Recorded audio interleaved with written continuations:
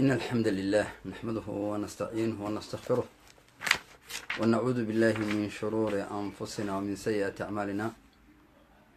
من يهدي الله فلا مضل له ومن يضلل فلا هادي له، وأشهد أن لا إله إلا الله وحده لا شريك له، وأشهد أن محمدا عبده ورسوله صلى الله عليه وعلى آله وصحبه وسلم. أما بعد فإن أصدق الحديث كتاب الله، وخير الهدي هدي محمد صلى الله عليه وعلى آله وصحبه وسلم، وشر الأمور محدثاتها، وكل محدثة بدعة، وكل بدعة دلالة. عادني الله منها وإياكم. ومركلة إيو كتاب كيني أينو بحني dhacdooyinka u dambeeya iyo dhammaadka adduunka. أحداث النهاية ونهاية العالم، الفضيلة الشيخ محمد حسان جزاه الله خير. وكتابكي وكاga waramayay waxyaabaha qofka muslimka ah haleelaya noloshiisa ilaa aakhiro. waynu ka bilownay bixitaanka ruuxda, xayaatada barsakha, qabriga, kasratul fitan oo hadda aynu ku jiro, oo inoo iman doonto diyaacu lamaana, amaanadoo la lumiyo, kasratul qatl wa intishaaru zina, dagaaladoo badan doona iyo zinadoo faafi doonta, xuquuqul waalideyn, waalidka oo la caasii doono, shahaadatu zuur, markhaati beenaalaha iyo kadibka, mowtul faj-a, geerida degdega ah ama mowtal qaflaha oo badan doona, kasratu shux, bukhliga iyo lacag jacaylka oo badan doona, qilatul baraka, ilaahay wax walba barakada uu ka siibi doono, intishaaru riba, ribada oo badan doonta, nacuudu billaah, qabdul cilm, cilmiga oo la qaban doono yaraan doona, rafcul maaratay cilmigoo ilaahay kor yeeli doono, wa intishaaru ljahl, jahliga oo badan doona, khuruuju lmasiixu dajaal, masiixu dajaal gaalkaa weyn oo soo bixi doona, nusuulu nabiyullaahi ciise oo soo degi doona,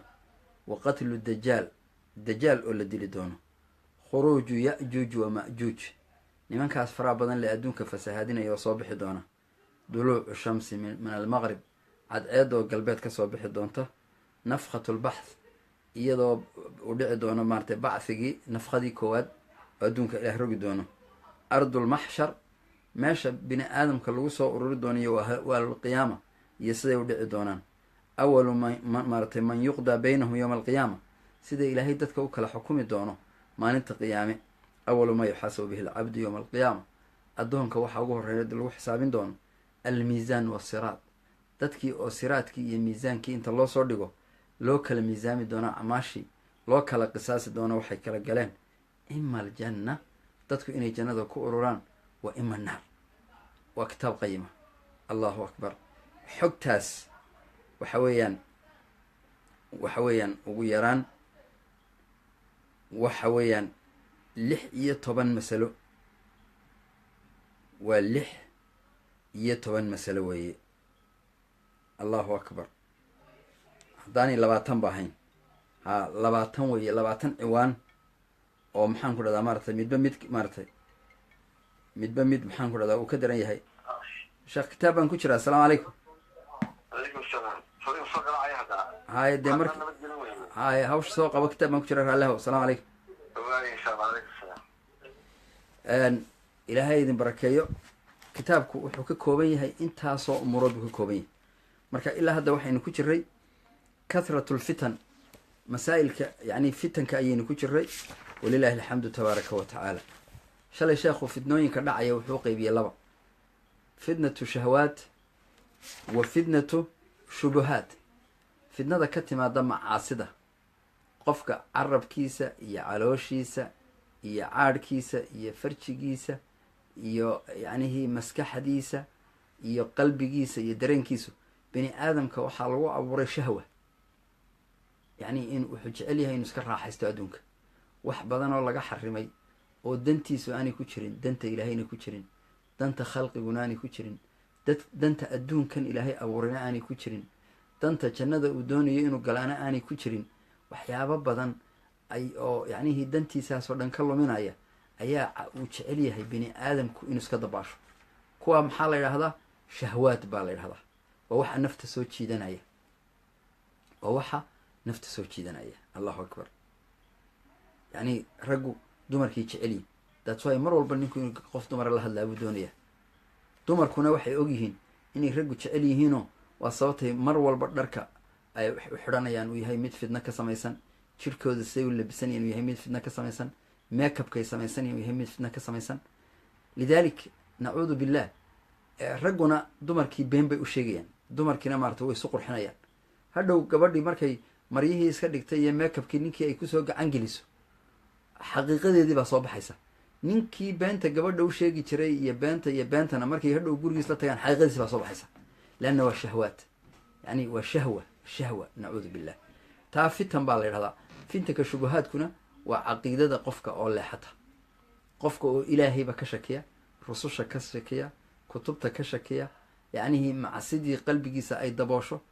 naarta la sheegayaaba aan dan ka lahayn, jannada la sheegaya aan dan ka lahayn, adduunka haddii berri la rogayo aan dan ka lahayn, hadduu naftiisa dilo aan dan ka lahayn, haddii balaayo kala disho aan dan ka lahayn. qalaq iyo iimaan darro iyo maaragtay yacni qalbigiisii oo aan garanahayn wixii ilaahayba u abuuray, qalbigiisii ay ku dhacdo. kuwaasna waxaa la yidhahdaa shubahaad baa la yidhahdaa. qofkii qalbigiisii waxaa daboolay waxyaaba shubahaad ah oo ictiqaadkii iyo iimaankii ka xumeeyey. marka fitanu shahawaadka sheekhu wuxuu yihi wahiya kathiira. qaala tacaala, ilahay qur-aanka wuxuu ku yidhi zuyina, waxaa loo qurxiyey linnaasi dadkii. weliba dadkaasi waa ayo, waa raggii. maarata xubu shahawaat. bal maanta dumarkii baa soo gelaya oo waxaa la arkay qof dumara oo qof dumara raadsanaysa. waxaa arkaysaa dumarkii maanta yani nacuudu billah qurbaha, yani gabar intay baxdo gabadh telefoon garaynaysa oo maaratay u tegaysa oo leh waan kaa helay, waan ku jecelahay, qada ma kuu qaadaa, ma israacnaa, filim ma aadnaa. nacuudu billah. yani aakhiru zamanka camalkii qowmuluud baa soo noqday. waxaa kaloo soo baxay shahwaad. halkii dumarka laga jeclaa raggii, ninkii nin uu raadsanaya. nacuudu billah. waxyaabaha maanta fitanka adduunka ugu daran, dadka caddaanka guryaha xaafadaha, hooyooyinka, hooyadu markay wiilkeedii oo gabadh caddaana la baxaya aragto way farxaysaa. ila dadkaasi already way maaratay iyagu guuriya waxa iskaga tageen, laakiin waxay marayaan nolosha in qof dumara iyo nin ay calalaqal israacaan. oo ilaahay maadaama uu iyaga isu abuuro laba jinsi oo kala duwan yihiin, inay labadaas isku mashquulaan. laakiin waxaad arkaysaa hooyadii caddaanka ahayd oo markay aragto wiilkeediiyo wiilalun raacaya way argagaxaysaa. nacuudu billah, way argagaxaysaa. waxay ka baqaysaa yani xumaanta adduunka taalla in wiilkani wiilashan xumaan kale la sameeyo. nacuudu billah. lidaalika waxay caddaanku ku dadaalayaan in yacnihii dhaqan xumadaa wiilkii inuu wiil la baxo ayaa maanta iyaga dhib ku ah. in wiilkii gabar la baxo iyagu dhibba uma arkaan. waa ay qarso yani waa reer si caadiya u nool. fitanku halkuu marayo. ilahay qur-aanka wuxuu yidhi qaala tacaala zuyina linnaas, dadkii waxaa loo qurxiyey xubu shahawaat. nacuudu billah. waxyaabaha shahwaadka ah ee naftu jeceshahay ee ibliisku jeclaysiinayo. weliba shahwaadka midbaa qaarna waa wax ilaahay inoo abuuray, midna waa mid ibliisku uu ka dambeeyo. waa qariiso munxarif ah oo aan xataa ilaahay abuurta uu abuuray qofkan marka hore aanay kuba jirin, ee ibliisku jeclaysiinayo. leanna qofku markuu xumaan kasta soo sameeyo, xumaanaha hore o dham u dhadhami maayaan. waa inuu xumaan cusub daah furaa. leanna ibliiska ayaa doonaya inuu majara habaabiyo oo meel baas uu kaga soo haro. shahwaadka maxaa ka mid ah? min annisaa'i, dumarkii baa ka mid ah. waalbaniina, wiilashii ayaa ka mid ah. waa dadkii yani wiilasha jeclaa ayaa laga hadlayaa, ee in wiilal badan ninkii uu yeesho. laakiin nacuudu billah, maanta caruurta yaryar haddadan markaan iminka masaajka aaday, barnaamij baan dhegeysanayay, barnaamij baan dhegeysanayay. yani nacuudu billah, maxkamadaha dalka u k ay doonayaan in review lagu sameeyo dadka waaweyne maanta dalkan ku dhaqani caruurta faraxumeynta ay ku hayaan iyo wiilasha. nacuudu billah. ama ragga noqdaan ama maarata gabdhaha noqdaane, caruurta yaryar ee yani aan qaan gaadhin faraxumeynta lagu hayo iyo bedafilku derajada uu gaadhay. bedafilka waxa la hahdaa waa rag yani xunxun oo wiilasha yaryar iyo gabdhaha yaryar faraxumeeya oo yacnihii kufsada wakadalika nacuudu billah yani xaaladdu farahay ka baxda waxaa lagu markaa min annisaa'i waalbaniin maaratay wiilashii waalqanaadiiri almuqandara xoolihii faraha badnaa baa dadkii la jeclaysiiyey oo min addahabi iyo waalfida waa kow iyo waalkhayli fardihii almusawama la calaamadiyey iyo walancaami nicmooleydii iyo waalxarthi beerihii bini aadamku waxay jecel yihiin adduunyada rasuulku wuxuu ihi loo ucdiya ibni aadam waadiyaani min dahab haddii ina aadan laba waadiyo dahaba la siiyo labtaqaa thalitha mid saddexaad buu raadinaya walaa yamla-u fii jawfi ibni aadam ila turaab ina aadan calooshiisa ma buuxiso ciid mooye wax kale marka ciidda lagu rido ayaa maaratay adduunyadii u ogaanaya inaanay maclahayn inta ka horeysa yacni waxa weeyaan amalka uu isleeyahay waad noolaanaysaa iyo adduunyadu qalbigiisa dhalinyaray mar walba ku yihiin sida rasuulku sheegay sala allahu alay wasalam fa hadihi suuratun min suwari alfitani shahwaat oo ilaahay qur-aanka inoogu sheegay wa qaala sal alla alay slam kamaa fi saxiixayn bukhaariya muslim waxay soo saareen min xadiisi camr ibni cawf al ansaari wa fiihi waxaa ku sugan saxaabada ayaa habeenada ka mid a ayay salaadii subax kusoo wada tukadeen masaajkii rasuulka markaasaasho waxay maqleen abaa cubayda ibnu jaraax ayaa maal ka keenay baxrayn dabeedna masaajidkiibaa saxaabadii qaadi waayey rasuulkiibaa yaabay sidii ciidoo kale buu arkay in masaajidadii madiino oo kale laga wada yimi masaajidkiisi lagu soo tukaday subaxi markaasaa wuxuu yidhi lacalakum maaratay samictum ana abaa cubayda maaratay qadima amwaalan maxaan ku dhaha maaratay min albaxrayn qadama maaratay biamwaalin min albaxrayn waxaa laga yaabaa inaad maqasheen abuu cubayda oo waxoogaa sidaa inuu baxrayn ka yimi saxaabadu intay qosleen ba ajal yaa rasuul allah haabay yidhahdeen markaasaa rasuulku uu qoslo wuxuu yihi wa fiihi xadiiskaa waxaa ku sugnaa sida sheekha intuu keenay faqradan u keenay wallahi ma alfaqru akhshaa calaykum wallahi foqor idinka biqi maayo buu yihi rasuulku sal ly slam inuu foqor idin laayo idinka biqi maayo ilaahay ayaana cuntadiina iyo waxaa cunaysaan damaano qaaday arsaaqdiina walaakinii lagu noqoye akhshaa waxaan idinka baqaya an tubsada calaykum addunya adduunyada in laydin ballaadhiyo kamaa busidat calaa man qablakum sidii maaratay kamaa busidat sidii adduunyada loogu ballaadhiyey calaa man qablakum idinka ku idinka horreeyey oo fatanaafasuuha ay ku tartameen adduunyaday ku tartameen reer bani israa'iil iyo gaaladii yahuuddii waayo adduunka maanta maxaa diintoodii nasaare ka kaxeeyey maxaa yahuudda diintoodii inxiraafiyey waa maal maxaa diintoodii ay u baabiiyeen diintii yahuudi diintii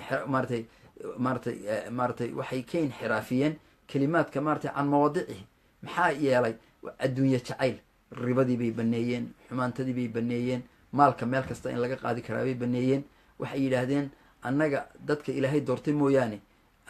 guudkayaga maaratay dadka umiyiinta xoolahooda waanu iska cuni karaa lidaalika baa ilahay wuxuu yidhi sidii kuwaa hore maalkii ay ugu fidnoobeen baan ka baqayaa ummadda nebi maxamedna inay maalka ugu fidnowdo sala allahu alay wasalam oo fa tanaafasuuha maaratay aa ku tartantaan maalka kamaa tanaafasuuha say ugu tartameen waa idinka arkeen maanta maxaa lagu tartamaya waxaa lagu tartamayaa maal dubai waxaa laga dhisayaa yacnihii iyo gadar iyo sauda iyo waxaa lagu tartamayaa yaa dabaqa ugu dheer adduunka dhisaya waxaa laga yaabaa dabaqaasi 300 oo maaratay mandaradood weye balaayin daalar baa ku baxaya muslimiintiina way baktiyayaan maanta yeman dagaal baa ka socda yeman dadkii muslimiinta jooga way baktiyayaan kuwii soomaaliya way baktiyayaan kuwii suuriya way baktiyayaan ciraaq baa dagaal ka socda waa muslimiin xoolahanay baabiinayaan ee ay dabaqyada ku tartamaya hawada ay gelinayaan dadkii muslimiinta isku lahaa way baktiyayaan tiibay iyo gaajo ayaa haysa ilaahayna wuu weydiinaya laakiin ninkan xoolaha ku ciyaaraya maalinta qiyaame ayaa taana lagu xisaabinaya oo maxaa la weydiinaya maaratay laa tazaalu qadamaa cabdin maalinta qiyaame nimanka waxaa sameynaya gomadahoodu ilaahay hortii iyo lugahoodu ka suuli maayaan xataa yu'sal can 4 ilaa 4 la weydiiyo waxaa la weydiinaya can cumrihi maaratay can cumrihi fima afnaa muxuu cumrigiisii ku dhameeyey wa can shabaabihi dhalinyarinimadiisii fima ablaah muxuu dhalinyarinimadiisii quruxdiisii ku tegsiiyey waa kow wa can maalihi min ayna iktasab maalka xaggaad ka kasabtay ma xalaal iyo maxaan ku dhaha meel saxa mise xaaraan iyo ribo iyo bakti iyo qaad iyo daroogo iyo masiibo iyo siyaasad iyo xoolaha dadweynaho dacdo min ayna iktasab wa fiima anfaq maalkii xaggaad ku bixisa xaggaad ma daroogaad siisatay ma meekabaad siisatay ma maryo tabakhtur iyo maxaan ku dhahdaa tabaruj aad maaratay aakhiro naarta ku gasho oo ibliiska aad ku raali geliso ilahayna ku cadho geliso miyaad maaratay xoolihii siisatay xoolihii ma waxaad siisatay ciid iyo maaratay meel aan khayr ku jirin ma masaakiin baad siisay, ma zakadii baad ku bixisay, miyaad ku soontay, miyaad ku xajtay, ma khayr baad maaratay wa fiima anfaq waa ka waa can camalihi camalkiisii maaratay bimaa camila muxuu qofku camalkiisii sameeyey waqtigiisii camalkeebuu sameeyey ma salaad ma tukatay ma soontay ma xajtay dadka wanaag ma ugu yeedhay xumaan ma ka reebtay adduunka meel wacan ma ka dhigtay adduunka maaratay dhibka ka jira ma ka zuulisay dadka mau murugootay yacni khayr ma kugu jiraa qalbigaagu ma qoyan yahay qalbigaagu ma shaydaan iyo sida dhagaxabaa oo maxaan ku dhahdaa mujrim baa tahay oo colaad iyo masiibaa kaa buuxda mise qalbigaaga khayr iyo wanaag baa ka buuxa waxaasoo dhan baa la isweydiinayaa rasuulku maaratay wa tuhlikakum buu yihi rasuulku waxaan idinka baqayaa wa tuhlikakum inaydin halaagto adduunyadu kamaa ahlakathum siday qoomka hore u halaagtay buu rasuulku yihi sala allahu calayhi wacala alihi wasaxbi wasalam undur ila alfitnati ilmaal buu sheekhu yihi bal u fiirso fitnada maalka wa ilaa fitnati dunya adduunyadu inay fidno tahay falmaalu fitnatun shadiida maalku waa waxa ugu fidnada badan adduunka qaala allahu tacala ilahi baa qur-aanka wuxuu ku yihi inamaa amwaalukum waxaa ogaataan maalkiina iyo wa awlaadukum awlaadda maaratay dadkaa dhaqanaysaan fitnatun waa imtixaan ee iska fiiriya maaratay alikhtibaaru waa imtixaan iyo walibtilaa balo laydinku balaynayo fala awlaadu fitna awlaadiinu fitnay noqonaysaa awlaaddu haddaad iska raacdo waxay ku yidhaahdaanba oonad khayrka ku duwin oonad xijaabka ku duwin oo sharkay ku yidhahdaanba aad sharkii la dabaalato oo iyaga aad daba gasho waxa weeyaan maaratay aakhiray kaa luminayaan maaratay nacam satus'alu canhu awlaadaada waa lagu weydiinaya khayrkii ma ku dhaqday qur-aankii ma bartay ma la jihaaday wanaagga ma amartay xumaanta ma ka reebtay dad wacan ma ka dhigtay fa huwa laka maxaan ku dhaha maaratay maxadu limtixaan waalikhtibaar maalka iyo awlaadaadu iyo dumarkaagu waa meelaha lagugu imtixaamayo ma dayuuth baa tahay reerkaaga xumaanta uga raaliya mise qof qiiro leh oo ilaahay jecel oo ehelkiisa khayrka la jecel oo ehelkiisa jannada ku hogaaminaya miyaa tahay mise xagga naartaad u hogaaminaysaa ili waa labadaas waxaan aada ula yaabay niman baanu facebooka saaxiib ka nahay habeen dhaweyd ayaa aroos baa lagu qabtay yurub waa niman waaweyn oo maaratay yacnihi 50 jiro 60 jiro 70 jiro nin odayahoo dadkii dowladdii soomaaliya ka mid ahaa ayaa gabaru dhalay baa aroosanaysay yacni markaasaa facebookgii baa online laga yahay tvgii marka odaygii iyo gabartiisii oo qaawan baa dhaansaya haddaba fiirso waxaa daawanaya malaayiin qof kelmad baan u qoray aan leeyahay maaratay inna lilahi wa inna ilayhi raajicuun 10 baa luuqa iisoo galay raggii aan wada saaxiibka ahayn yani maxaad ujeedaa yani waxaynu maanta maraynaa maalin qofku xataa qofka aanu odhan karin war ilaahay ka baqo haddaba fiirso waxaan ku yidhi inna lilahi wa inna ilayhi raajicuun ayaan ku yidhi ilaahay baa anaga nale ilaahay baanaan xaggiisa u laabanaynaa aabbo yacni 70 jir ah oo halkuu inantiisii gacanta intuu soo qabto ninkii gacanta u gelin lahaa xijaab xidhi lahaa guri khayr la geyn lahaa yacni guriga maxaan ku dhahdaa wanaag lagu dhisi lahaa salaad iyo dahaaro lagu dhisi lahaa ninku gabadha fooda qaban lahaa wax uu odhan lahaa allahuma innii asaluka khayraha wa khayra maa fiiha ilow khayrkeedaan ku weydiisanaya khayrka ku sugan baan ku weydiisanaya allahuma innii acuudu bika min shariha wa shara maa fiiha ilow sharkaan kaa magangelaya sharkeedana maaratay allahuma innii asaluka khayraha wa khayra maa jabaltaha calay ilow waxaan ku weydiisanayaa khayrkeeda iyo khayrka aad ku abuurtay waxaanan kaa magangelayaa sharkeeda iyo sharka aad ku abuurtay halkuu markay sunnada labadoodu tukan lahaayeen sariirtooda iman lahaayeen dadka casuumi lahaayeen yacni cuni lahaayeen cunto fiican dadka iyagoo xaya leh oo xishood leh dumarkana gaar maaratay loo maawelin lahaa raggana gaar loo maawelin lahaa sodogii iyo sodohdii iyadoo meel gabartii oo qaawan inay meel maxfala ay la ciyaaraan nacuudu billaah oo gaal iyo islaambay isugu yimaado oo balaayo o dhami maxaan ku dhaha ku dhacdo reerkaa maxaa lagu aasaasay waxaa lagu aasaasay maaratay calaa jurufin haarin fanhaara biha maaratay meel yacnihi gebi naarta jahanamo kasii dhacaya ilmaha kasoo baxaya muxuu noqonayaa labadaa qof ilaahay cadhadiisa ila ilaahay baa raalli ahaanshaha qoyska laga helaa labadaa qof yacnihi colaada ka dhalata iyo ibliiska lagu raaligeliyey miyuu labadan qof isku haynaya jawaabtu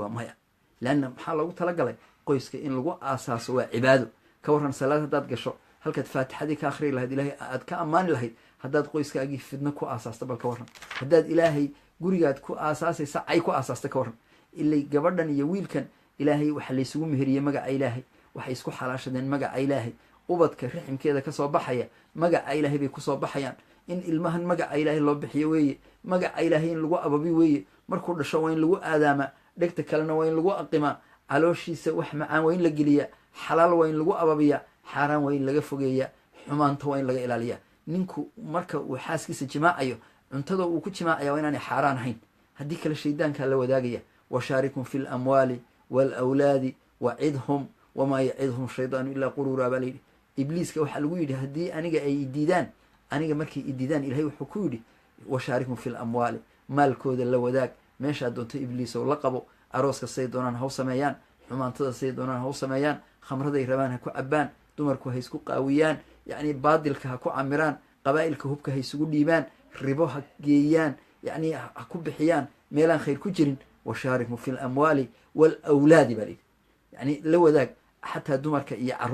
carruurta uu dhalayaa qofkaasi muxuu noqonayaa qaar shaydaanku taabtay oo yacnihii shiqi ah oo aan yacni khayr ku socon, leanna khayr laguma aasaasin.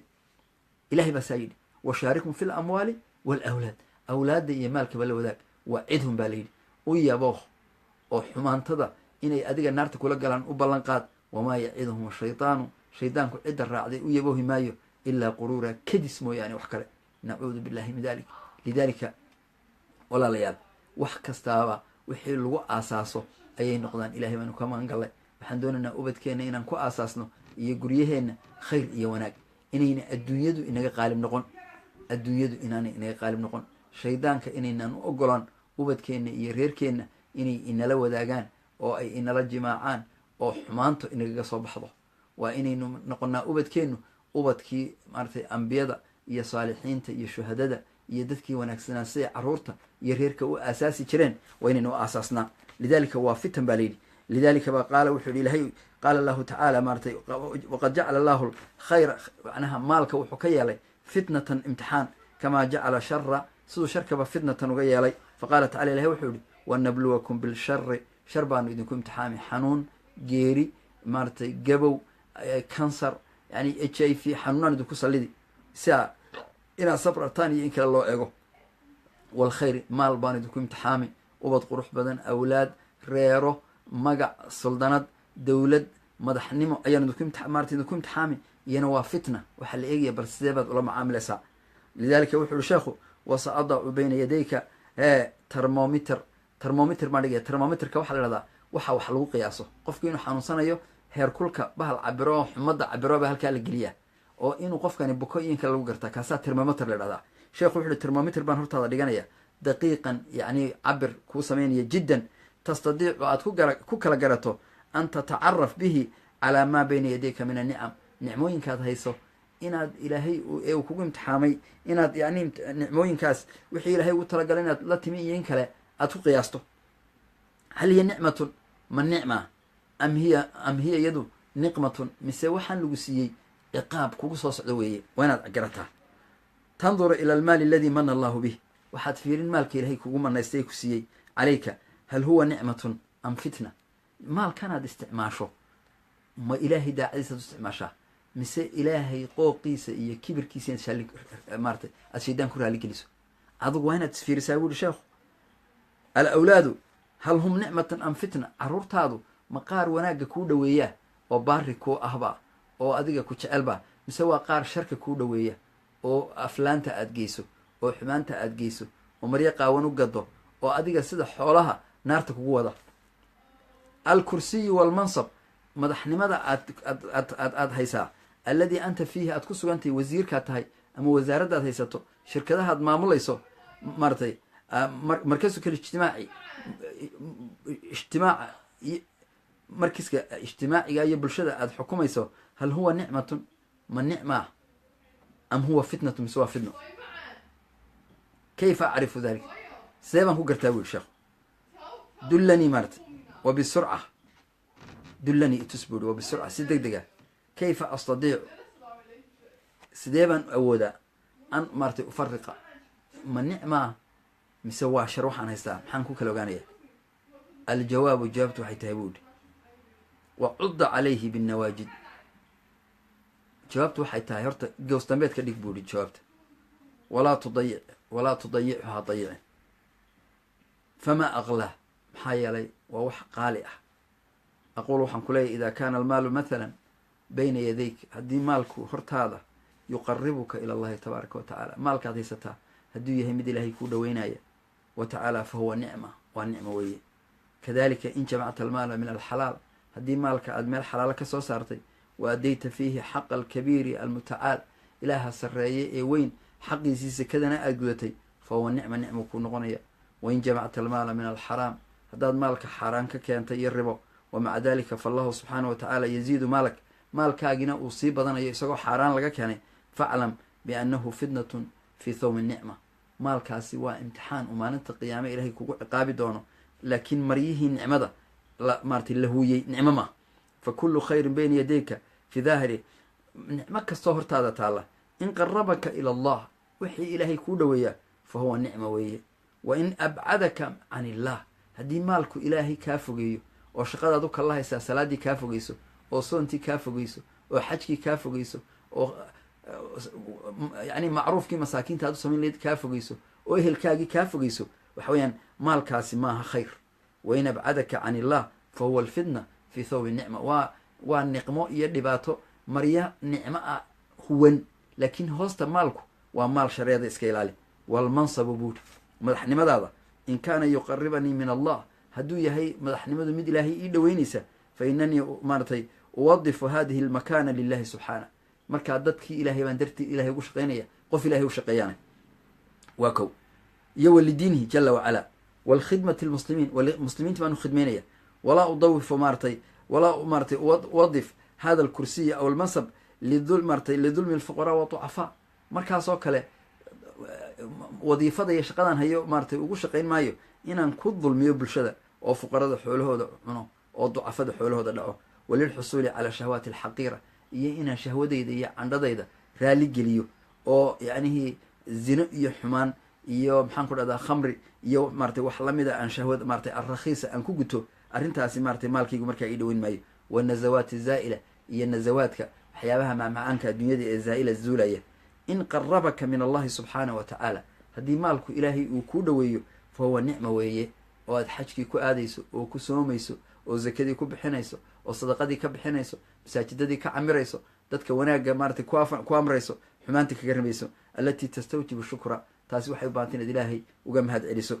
wa in abcadaka can illah haddii maalku iyo shaqadu ay tahay mid ilahay kaa fogeynaysa jala wacala faclan baynahaa fitna kaasoo kale waa inaad ka carartaa fitna weeye wain labista amaama caynaka thawba nicma adigu uba arag in ilaahay kuu nicmeeyey laakiin nicmo maaha waa wax aakhiro lagugu xisaabin doono oo waa lagu weydiinayaa senti kasta oo xaaraan ah iyo meeshaad ku bixisay hadday xaaraan tahay meel xun tahay waa lagaa xisaabinayaa fa inahaa fitnatu alxaqiiqa waa fitna xaqiiqa ah yudabir maaratay tadabar buuri maaratay tadabar waxaad u fiirsataa qowl allah ilaahay qowlkuu yihi subxaana wa tacaala falamaa nasuu baa layidhi markay ilaaween maa dukiruu bihi wixii maaratay wixii loo sheegay ee layidhi sameeya markay ilaaween waa gaaladii ama munaafiqiintii ilaahay u nicmeeyey falamaa nasuu markay ilaaween maa dukiruu bihi wixii la xasuusiyey oo ah inay ilaahay ka amar qaataan oo dariiqa ilaahay ay raacaan oo xoolaha xaq maaratay ay ka bixiyaan meel xalaalana xoolaha ka shaqaystaan wanaaggana sameeyaan xumaantana iska daayaan markay taa diideen ee ay ilaaween ilahay muxuu ku imtixaama istidraaj baa la ydhahdaa fataxnaa waxaanu ku furay calayhim abwaaba kula shay nicmo dhammaanteed baanu siina lianna mararka qaarkood qofku markuu macsida dhumbado waa loo kordhiyaa dadku waxay moodayaan xoolahan loo kordhinaya in ilaahay jeceli maaha ilahay wuxu uhi sanastadriju min xaysu laa yaclamuun meelaanay ogeyn baa kuwa xumaha jecel aanu kaga soo wareegnaa wa umlii lahum seetadaan u dheereeya iyo hoggaanka xoolaa la siiya nimco iyo barwaaqo ayaa guudka laga keenaa wa umli lahum ina kaydii matiin maxaa yeelay ilaahay dhagartiisu waa mid adag xoolahan wuxuu moodayaa in lagu siiyey ilaahay inuu jecel yahay nacayb baa loo siiyey iyo inuu duqyaanka iyo kibirka iyo gaalnimada iyo shaydaannimada iyo munaafiqnimada inuu sii siyaadsado ilahay wuxu uhi abwaaba kula shay xataa idaa farixuu markay farxeen ee ay qooqeen farxaddan kibir baa loo jeedaa ee ay xaqii ilaahay maaratay xadhkihiisii gooyeen bimaa uutuu wixii la siiyey ay ku qooqeen ilahay muxuu yidhi akhadnaahu bakta iyagoon isogeyn baanu mar qura qabanay xadhigga ku giijinay fa idaa hum mublisuun waaba iyagii oo quustay ilaa waxay arkeen in wixii la siiyey oo dhami uu ahaa ciqaab guudkooda ku socda ilaahu kuwa ha naga yeelin faqudica waxaa ilaahay gooyey daabiru lqowmi aladiina dalamuu qoomkii ilaahay nicmadiisii ku dulmiyey ee aan ilaahay uga mahadnaqin ee ku qooqay ee ku kibriyay adduunka ku fasahadiyey kuwaa ciribtoodii baa laga gooyay baa layidhi walxamdu lilah ilaahay baa mahad iyo ammaan dhammaanteed iska leh ilaahay maaratay rabbi alcaalamiin caalamiinta rabbigoodii sheekhu wuxuu ihi walshahwaatu shahwaadka laynaga wacdiyayaa ee fitanka ahay kathiiratu way badan yihiin jiddan laakinanii buu ihi aquulu waxaan idin leeyahay buu ihi mahmaa kaanat shahwatu shahwo kasta qofku hadduu ku dhaco intaaba minha alcabdu addoonku hadduu ka toobad keeno ila llahi tabaaraka wa tacaala taaba allahu caleyh ilahay wuu kaa toobad aqbalaya haddaad xumaan samayn jirtay oo aad ogaato oo aad ilaahay uga murugooto ood ilaahay uga soo laabato cid loo soo laabto oo dacfigaaga iyo xumaantaada loo sheegto oo ilaahay kaaga mudanay ma jirto ilaahay weliba wuu jecel yahay addoonkiisu marka uu gefka iyo meelka dhiciisa ilahay uga soo laabto subxaana wa tacaala wain waqaca fi zina qofka hadduu zina ku dhaco wain waqaca fi camali qowmu luud xataa hadduu qowmu luud ku dhaco ragga yani wax ka daya xataa qofka hadduu noqdo nacuudu billah wain shariba alkhamr hadduu khamri cabo wa in sariqa hadduu xoolaha dadweynaha dhaco fa mahmaa kaanat kabiira dembigu kuu doono ha noqdo intuu doono ha leekaado wa mahmaa kaanat khadari dunuub dunuubtu intay doontaba ha leekaato intaaba alcabdu hadduu addoonku u toobad keenay ila allah oo fa aqlaca dembigii uu ka baxo oo wanadiba uu ka murugoodo allahu akbar wa camila saalixan camal saalixana uu ku bedelo taaba uu ka toobad aqbalaa altawaabu araxiim ilaaha toobad aqalka badan ee naxariista badan li ilaahay naxariistiisa meelugama waayo qofkaas allahu akbar fa ahlu sunna dadka ahlu sunnada ee ahlu culimada khayrka ah laa yukafiruuna dadka kuma takfiiriyaan bilkabaa'ir dunuubta waaweyn shaqada shabaabku maanta ay hayaan waxa weyaan dadka muslimiinta ah macaasi yaryaray ku arkeen ayay ku laynayaan markaasaa iyagaa mid xun ku dhacay wuxuu isleeyahay dadka macsida ka suuli oo dowladahan iyo waxaan dhismayaa macsi bay maaratay gelayaani macsida ka qabay isleeyihiin markaasuu dadkii muslimiinta laynaya markaasuu macsi ka weyn isagu ku dhacaya walciyaadu billah lidaalika ahlu sunnuhu kuma gaalaysiiyaan dadku macaasi inay ku dhacaan kulamana yaabaan laakiin waxaa lagula yaabaa oo ay ceeb tahay inaad daa-into ilaa yacni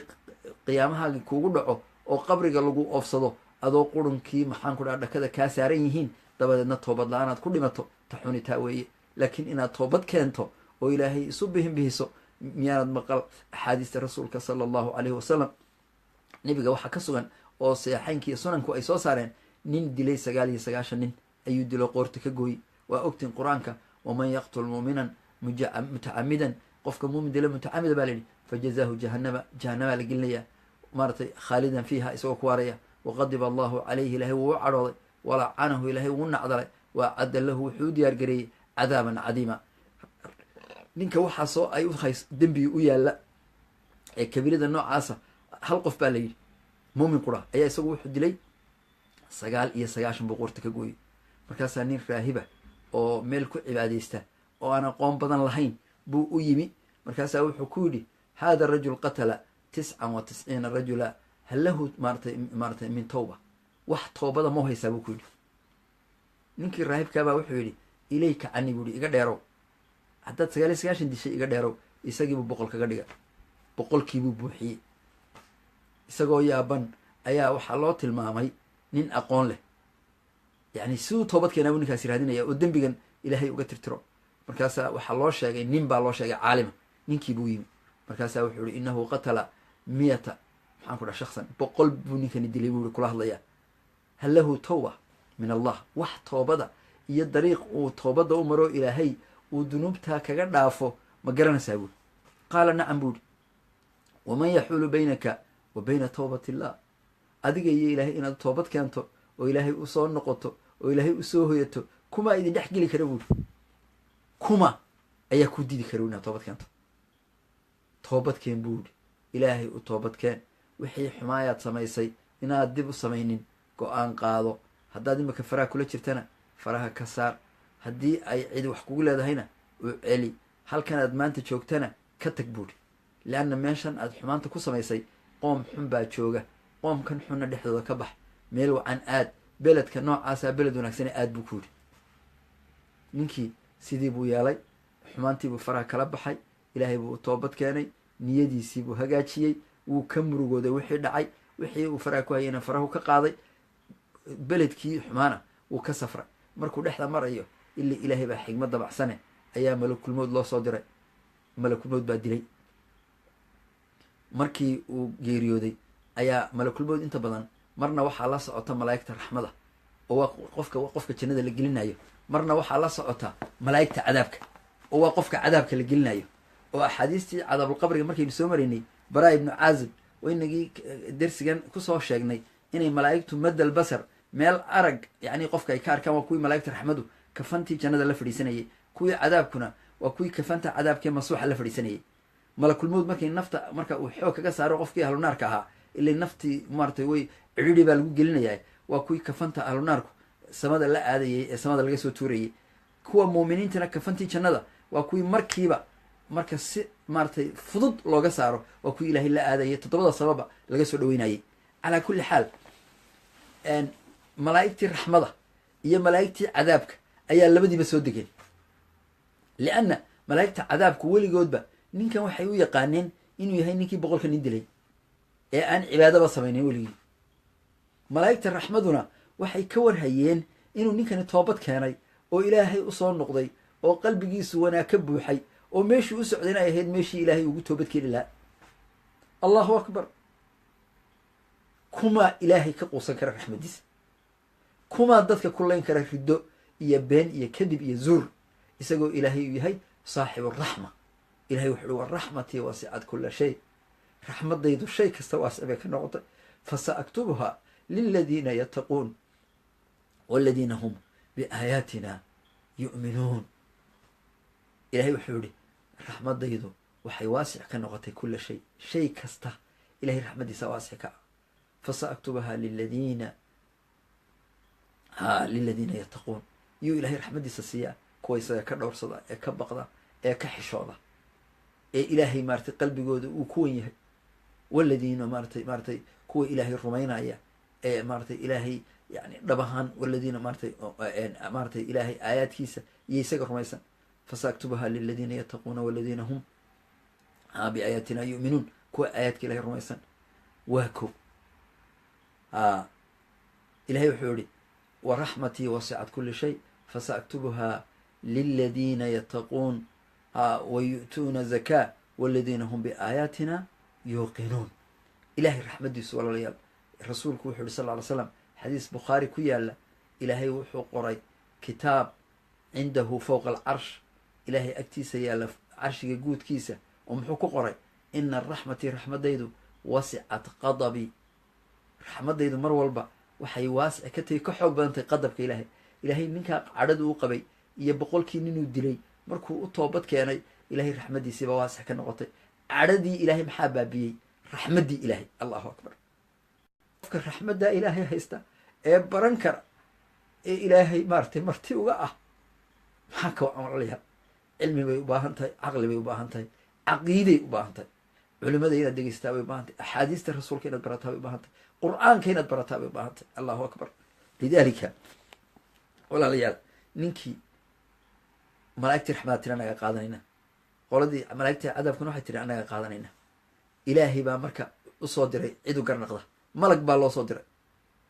malaa'igtii raxmada iyo malaa'igtii cadaabka ku dhexdhexaadisan ninkii wuxuu ku yidhi malag aha cabira dhulka cabira ninkani halkuu ku dhacay haddii uu u dhow yahay dhulkuu xumaanta ku sameeyey malaa'igta ciqaabka ayaa qaadanaysa hadduu u dhow yahay dhulkii raxmada iyo toobadda iyo ilaah uu ku socday dhulkii malaa'igta raxmadaa qaadanaysa intii cabirka lagu jiray ayaa xaqiiqadu waxay ahayd wuxuu u dhowaa dhinaca ciqaabka bal qofku ilaahay wuxuu doonaya u fiirso xagguu weli u dhowaa waxaa la yidhi wuxuu u dhowaa taako markii jirka haddii la cabiro wuxuu taaka xigay dhinaca maxay wuxuu dhinacii ciqaabka meeshuu xumaanta ku sameeyey dhulkuu cibaanta ku sameeyey baa weli uu taaka xigay haddii la cabiro jirkiisu meeshuu ku dhacay yani jirkiisi baa 2 qaybood noqday qaybina xuduuddii waxay ku jirtaa raxmadda dhulkii ilaahay ugu naxariisanayay qaybina dhulkii uu ka toobad keenay ciqaabka uu ku sameeyey baa jirkiisii ku jira laakiin jirkiisa haddii la cabiro taaka in ka mid xaggee bay u dhoweyd xagga ciqaabka ilaahayna wuu ogyahay soo maha ilaahayna maxaa agtiisa yaalla fowqa alcarshi maxaa yaalla kitaaban inuu ina raxmatii wasicat aw qalabat qadabi in ilaahay raxmaddiisu ay waasic ka tahay ama qaalib ka tahay cadhadiisa. ilaahay amar raxmaddiisii isagoo amraya wuxuu ilaahay amar ku siiyey dhulkii raxmadda in ay u soo dhowaato jirhkiisii. jirhki dhinacii maxaan ku dhahdaa uu ka soo hijrooday ciqaabkuna inuu kala fogaado. lianna xaqaa'iqa yaa bedela ilaahay, yaa kownka iskale ilaahay, yaa ku tasarufa ilaahay. yafcalu maa yashaa laa yus'alu camaa yafcal. ilaahay wuxuu sameeyo lama weydiiyo, wahum yas'aluun. ilaahasaad haysataa, yaa kaa quusin karaa, yaa waad ridooday kuga odhan karaa. ilaah maartay ku jecel oo haddaadu toobad keento kule ina allaha yamuddu yadahu fi lleyl. ilaahay habeenkii gacantiisu taagaa, midigtiisu taagaa, liyatuuba musii'a nahaar, si qofkii maalinimada dembiga galay ee xumaanta la yimi uu ilaahay ugu toobad keeno. ilah waan kuu soo noqday, ilahu xalay ilahu maanta ceebtaan sameeyey, adiga iga dhaafi kara, ilahu iga dhaaf, uu kaa dhaafaya. wayamuddu yadahu bileyli binahaari, maalintiina fi nahaari ilaahay gacantiisa midigta ayuu taagaa. liyatuuba si uga toobada qolo musii'a maaratay fi lleyl ama bileyl, kii habeennimadii intuu go-a qaatay ishadoodilay ee xumaanta dhumbaday ee dadka iska qarinayay ilaahay arkaayey, marka uu maalinnimadii xumaantii kasoo noqdo wuxuu dhaha ilaahu xalay adaa xumaan baan sameeyey, ilaahu aduun baa iguu ogaa, ilaahu khalqiga ada iga asturay, ilaahu xumaantaa iga astur, ilaahu iga dhaaf. markaasuu ilahay ka dhaafaya subxaana wa tacaala. lidaalika walaalayaal ilahay wuxuu yihi qaala subxaana wa tacaala, yani fa ahlu sunna laa yukafiruuna bilkabaa'ir buu sheekhu yihi. ahlu sunnuhu kabaa'irta dadka kuma takfiiriyaan. waa madhabka khawaarijta in dadka maaratay ahlulkabiirada la takfiiriyo o la yhahdo way ridoobeen, way gaaloobeen, iyagoo salaadii ku jira in la laayo, iyagoo muslimiina in la laayo, iyagoo ahlu qibla in la laayo. rasuulku wuxu uhi man sallaa salaatana wa akala dabiixatana fadalika muslim. ninka salaadayada tuka, man sallaa salaatana salaadayada tukada, wa akala dabiixatana gowrac ayaga cuna, wastaqbala qiblatana qibladayada qaabila, fadalika muslim buu rasuulku yihi kaas waa muslim. falahu maa lilmuslimiin, muslimiintu waxay leeyihiin oo dhan oo dhiiggiisa in la ilaaliyo, cirdigiisa iyo sharaftiisa la ilaaliyo ayuu leeyahay. wa calayhim maa cala almuslimiin, muslimiinta waajibaadkii laga rabay o dhanna waa laga rabaa weeye. lidalika inahu fadl llahi jala wacala. qaala subxaana ilahay wuxuu yidhi ilaa man taaba, qofkii toobad keena mooyaane, wa aamana iimaan la yimaada, wa camila saalixan camal saalixa la yimaada, fa ulaa'ika kuwaasi yubadilu llahu ilahay wuxuu ugu bedelaa sayi'aatihim xumaanaadkoodii wuxuu ugu bedelaa xasanaatin wanaag. wa kaana allahu ilahay wuxuu ahaaday gafuuran mid dembi dhaaf badan oo raxiiman raxmad badan. amaa fitanu shubahaat, shubhada fitanka shubahaadku kaasi waa fitankii macaasida e waa maxay? fahiya akhdar. fitnada macaasida iyo fitnada bidcada iyo shubahaadka, ta shubahaadkaa xun. leanna qofku hadduu macsi ku jiro, sida ninkaa 100 nin dilay, wuu ogyahay inuu dembi ku jiro, wuu murugoonaya, habeenkii wuu cabsanaya, inuu toobad keenana waa laga rajo qabaa. laakiin qofka haddii qalbigiisa ay shuhba ku dhacdo oo qalbigiisu ay bidco fuusho ama calmaaniyada fuusho ama gaalnima fuusho, oo qofkii gaalnimadii uu ku dhasho ama munaafiqnimadii uu ku dhasho, oo uu weligiiba isu haysto isagu inuu hagaagsan yahay, siduu isu leeyahy waad hagaagsan tahay, waddo khaldan uu hayo, wabada'a min allahi maa lam yakunuu yaxtasibuun. waxaa aakhirka ilaahay uga muuqda oo usoo banbaxa waxaanay moodahay. yadunuuna anahum lahum, waxay moodayaan inay iyagu leeyihiin, wahum calayhim, yani maaratay iyaga maaratay iyadoo ilaahay cadhadiisii iyo qadabkiisi uu korkoodu yahay bay ku waabariisanayaan, nacuudu billah. lidalika liana alqalba idaa tasharaba shubha buu sheekhu yihi, haddii shubahaadka uu qalbigu ka cabo oo bidcada ka cabo, tusbixu caqiidatan cinda saaxibiha. yaa dhalinyarada maanta dadka muslimiinta intii masaajidada iyo caruurta iskuullada loo qaadayo kuwa tirtiraya ee kule gaalnimaanu u leynayna, bal yaa maanta ka qancinaya waar muslimiinta halaynina, waar muslimiinta halaynina, waar dadkani maaratay dadku laa ilaha illa allah muxamedan rasuulullah. usaama ibnu sayd markuu gaalada la jihaadayey ee ay gaaladu maxaan ku dhaha muslimiinta laayeen, nin baa jiray gaal ah oo muslimiintii o dhan tirtiray oo qof walba dilay usaama ibnu zayd oo geesiha baa seeftii qaatay, wuxu uhi ninkaa waynan maanta dadka ka qabtaa. markaasuu seeftii u qaaday, markaasay ninkii dirireen. markuu arkay usaama inaanu ninkii ka fakan karayn buu geed kaga dhuuntay. xadiiskaasi bukhaari iyo muslim iyo sunanku ku yaalla. ninkii gaalka ahaan jiray ayaa geed kaga dhuuntay. markuu arkay inaanu usaama ka fakan karahayn ayuu wuxuu ihi ashhadu an laa ilaha illa allah washhadu anna maxamed rasuulullah. usaama marka waxaa qalbigiisa ku dhacday war ninkii muslimiinta tirtiray ee hebel dilay ee mushriga ahaa ee markaad istiri dil geedka kaaga dhuntay ee mar saddexaadkii markaad aragtay seeftii inaad dul hayso yidhi laa ilaaha ila allah maxamedun rasuulullah wuu ku dhuumanaya. camal ahaan uma aaminsane wuu raaciyey. rasuulkii baa loo yimi, rasuulkii baa loo sheegay ninkaa gaalka ahee saxaabada dilay ee usaama uu la diriiray in daqiiqadii ugu dambeysay uu yidhi laa ilaha illa allah.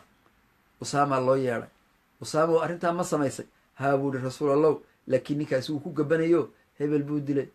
buu dilo dadkiibuu xasuuqay oo markii dambe geed buu iga magan galay. qad laadaa bi maaratay min ashajara, geed buu maxaan ku dhahdaa maaratay ayuu iga magan galay, kadibna maaratay anigaa maaratay dilay. markaan dilayana laa ilaha illa maxamed rasulullah buu ihi. rasuulku wuxuu ihi aqatalta bacda an qaala laa ilaha illa allah, war ma waxaa dishay markuu laa ilaaha illa allah yidhi ka gadaal miyaa dishay? maa tasnacu buu ihi maaratay bilaa ilaha illa allah yowma alqiyaama, maalinta qiyaame maxaad laa ilaha illa allah ku samayn doontaa? usaama ibnu zayd wuu ooyey, wuu murugooday. waxaan jeclaystay buu ihi maanta ka hor inaanan islaaminba. hadday taasi bay igu dhici lahayd inaan maantun islaami lahaa oo waxaa hore oo dhan si aan u badbaado oo macaad jihaadkaan galay aanan dan ka lahayn, inuu ilaahay iga badbaadiyo dhiiggaa aan galay ayaan tamaniyey buuhi. aqatalta bacda an qaala ilaha illa allah. markuu rasuulku uu ku yidhi usaama rasuulla wuu ku dhuumanayay, wuxuu ihi ashaqaqta maaratay can qalbihi, qalbigiisa miyaad sheexday? qalbigiisa miyaad fiirisay? qalbigiisa waxaa ku jira miyaad akhriday? miyaad eegtay inuu ku dhuumanayay in kale? maanta dadka dhalinyarada ah ee maxaan ku dhahdaa shubahaadka iyo caqiida xumida iyo khawaarijnimada iyo maxaan ku dhahdaa maaratay ictidaaga ku dhacay, waxa weyan walaalayaal maaratay dhibaatada haystaa waxa weeye shubahaad bay ku dhaceen, way lumeen oo shaydaankaa lumiyey. lidalika wuxuu leeyahay sheekhu tusbixu caqiidatan cinda saaxibiha rubamaa yaqtulu min ajliha. waxaa laga yaabaa caqiida xumida inuu dadka u laayo, wa yuqtalu ma huwa isaga min ajliha, caqiida xumidana in isaga lagu dilo, liannahu yatasawar annahu calaa caqiidatin saxiixa. wuxuu isleeyahay ilaahay diintiisii baad u dagaalamaysaa, wa annahu yantasiru bidalika diin, diintii buu isleeyahay u gargaar, wa hiya xaqiiqa shuhba, waana shuhbo isaga maaratay iyo caqiida xumo isaga ku dhacday. rawaa imaamu axmed wa abi daawud waxaakim wadaarimi, intaasoo dhami waxay wariyeen waqayruhum bisanadi saxiix min xadiis mucaawiya bn abi sufyaan ana nabiya sal ly slam qaala rasuulku wuxuu ihi iftaraqat alyahuudu calaa 71 firqa. yahuudi 71 firqay noqotay, maaratay waaxidatun fi ljanna, mid qudhaa jannada gelaysa, waa ko wa 70 fi naar, 70na naartay gelayaan. waftaraqat inasaara calaa 72 firqa, nasaara 72 bay noqdeen, maaratay 71 71 fi naari naartay gelayaan, wa waaxidatun fi ljanna. waladii nafsi maxamed biyadihi wuxuu ihi lataftariqu, waxay nebi maxamed gacantiisu ilahay ku jirtaan ayaan ku dhaartay, ilahaasaan ku dhaartee lataftariqunna ummatii, ummadaydu waxay noqon doontaa calaa 73 firqa, 73 koox bay noqon, fa waaxidatun fi ljanna, mid qudhaa jannada gelaysa, wa 72 fi naar, 72 ummadda nebi maxamedinna naartay geli doonaan. maxaa keenaya? leanna caqiida baadilay haystaan, qubuur bay baryayaan, ilaahay qeyrkii bay caabudayaan. aqifnaa noo gargaar, yaa qawthu gargaarow, madad yaa jilaani, nin kale ilaahay muxuu reebay? aaway baryadii ilaahay. markaad jaylaaniyow madad tidhaahdo maxaad u reebtay? qaadiyaaniyow waxaad qabtaa in nebi maxamed nebi ka dambeeyey, xaggaad aadi? shiiciyow waxaad ilaahay ugu dhawaataa in abubakar iyo cumar la caayo, labadii uu rasuulku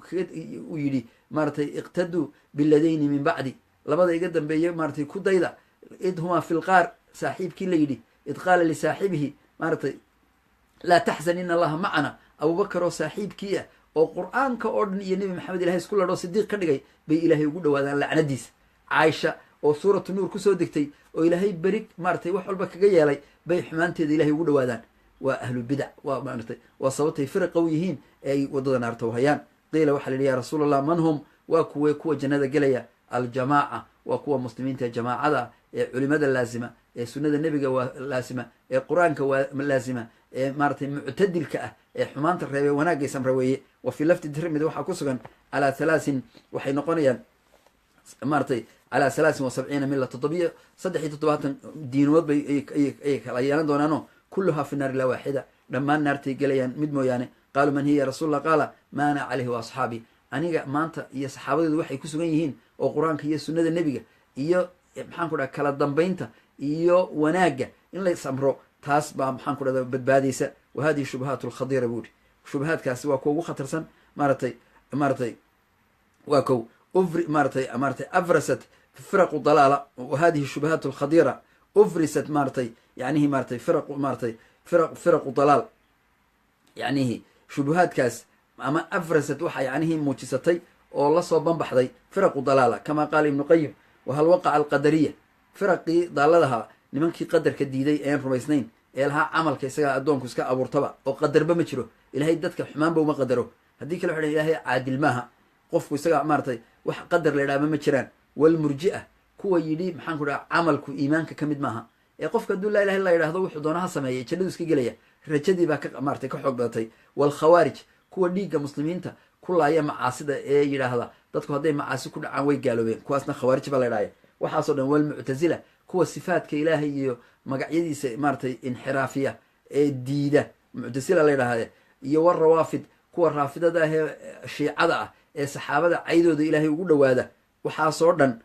wasaa'iru dawaa'if ahlulbidac kuwa bidcooyinka ku dhacay fii maa waqacuu fiihi maaratay waxii ay ku dhaceen ilaa suu ilfahmi kuma kelifin fahm xumo mooyaane wax kale can illaahi ilahay ay fahmeen iyo warasuulihi sala lla ly slam hal taclam ana alkhawaarija kafaruu caliyan moogtay inay khawaariji cali ay yidhahdeen waa gaal wa huwa maaratay man hu cali waa ayo huwa aladii tarabaa waa kii ku raboobay fii xijri lmustafa sala allahu alay wasalam wa kafaa intaasaa ku filan cali oo isagoo ilmo yara rasuulku soo tarbeeyey bay yidhahdeen cali oo waad gaalowday oo isagoo adduunka jooga jannada loogu ballan qaaday maaratay kafaruuhu bisababi shuhba yacni siyaasaddii mucaawiye iyo dowladdii islaamkii la iskaga hor yimi sida maanta kuwaniba ay noogu leynayaan systemka shubhat dowladda ayay ku gaalaysiiyeen cali oo ay yidhahdeen wuu gaaloobay oo mucaawiyuu tanaasulay oo kitaabkii ilaahay buu maaratay inulxukmu ilaa lilah rag buu u xukuntamay xukunkii ilaahay buu ka tegey ila iyagaa isu xukuna waa sida maanta kuwan jooga ay nalaynaya iyagoo ay xukunka isu hayaan ee diinta isu hayaan ee dadkii kale aanay waxba aqoon bay cali yidhahdeen cali adna waad gaalooday walaa yatasicu lwaqtu lidikriha buuri waqtigu maaratay inoo maaratay saamixi maayo inaynu ka sheekayno waxaasoo dhan waqad maaratay fasaltu dalika tafsiilan fi lkitaabi buuri sheekhu waxaan ku faahfaahiyey khawaarijta iyo cali iyo wixii dhex maray kitaabka aan u bixiyey alfitnatu bayna saxaaba insha allah mar baynu akhriyay haddii ilaahay awoodayna siiyo liman araada arujuuc ilayh buuri u laabta lidalika walaalayaal laakinanii buuri awaddu waxaan jecelay maaratay waxaan jecelay buuri inaan ku khatimo biwadci maarata inaan maaratay biwadci bacdi nuqaat alcilmiya inaan halkan ku khatimo maaratay ka dawaa'i lihada daa si xanuunkan aynu uga dawowno alkhadiir walaa siyama waqad intasharat alfitan maxaa yeelay hadda fitanka iyo dilka iyo muslimiinta iyo firaqu aad buu muslimiinta dhexdooda ugu batay fitanu shahawaat shahawaadka fitankiisa iyo wa fitanu shubuhaat shubuhaadka iyo qofku caqiid ahaan inuu lumo aad bay ugu badateen fa ana laa acrifu zamanan buu yihi min khilaali qiraa'ati zamaankaan noolahay markaan wax akhriyey ee eegay maaratay waxaan ma garan maayo uri maaratay kasurat fiihi fitanu shahawaat wa shubuhaat ka hadi zamaan zamaankan wakti ay fidnada shubahaadka iyo shahawaadku ka badan yihiin ima soo marin buri sheekhu fama maaratay hiya khadawaat alcamaliya maaratay lisubul najaat maxaynu shubuhaadka iyo shahawaadka kaga badbaadaynaa darsiga soo socda baynu bal waxyaabaha lagaga badbaadayo insha allah aynu akhriyi doonaa halkana maaratay intaasaan kusoo gabagabeynaya wasala allahu calaa muxamedin wacala ali muxamed kama sallayta calaa ibraahima wacala ali ibrahima wabaarik calaa muxamedin wacala ali muxamed kama baarakta calaa ibraahima wacala ali ibraahima fi lcaalamiin innaka xamiidu lmajiid السلام عليكم ورحمة الله وبركاته دمانتين شار قراية جزاكم الله خير إلهي إذن بركاته